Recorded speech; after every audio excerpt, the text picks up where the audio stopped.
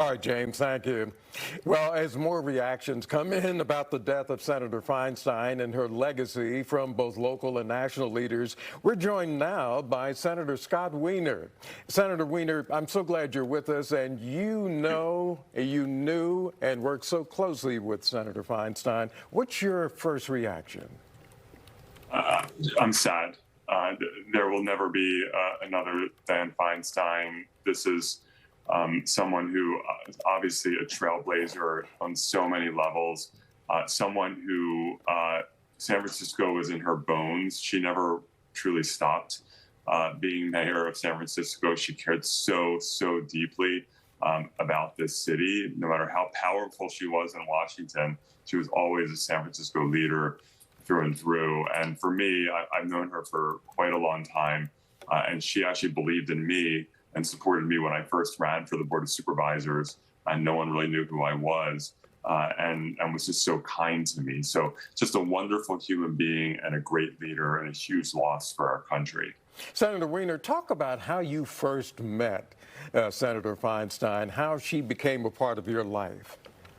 Well, I had met her a number of times through politics over the years before I was an elected official. But then the first time I really started meaningfully interacting with her was probably around 2009 when I was gearing up my campaign for the Board of Supervisors. And she endorsed me, I think on the recommendation of then Mayor Newsom, who was supporting me. And she asked to meet with me. And the Democrats were in control. She was incredibly powerful, but she wanted to meet with me because she was endorsing me. And so I thought I would get a 5-minute meeting. I went there, I brought a photographer with me to take a picture. We ended up meeting for about an hour. She went so in depth with me talking about her time on the Board of Supervisors because she was so passionate about the city. She asked to see my campaign paraphernalia, my flyer, and then edited it and told me what was good and what needed to be changed. Chuck Schumer called her and she told him she couldn't talk to him because she was in a meeting with little old nobody, me. And she was just such an authentic, real person. And then when I went to take a picture with her, she asked if it was okay for her to put her arm around me. I said yes. And then she said, you're sort of stiff. You need to loosen up. So, I mean, Dianne Feinstein had this reputation for being very prim and proper and a little stiff herself, and she was anything but. And she reached the highest parts of this government in the United States. What was the most important thing she did? We know gun control, we know the Supreme Court, but what would you say was her lasting, impact on the government?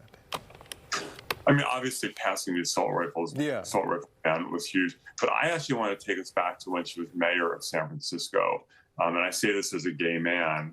San Francisco, like other cities, but particularly so, was hit hard with HIV/AIDS in the 1980s. And there was literally a mass die-off, primarily of gay men, others as well, but primarily gay men.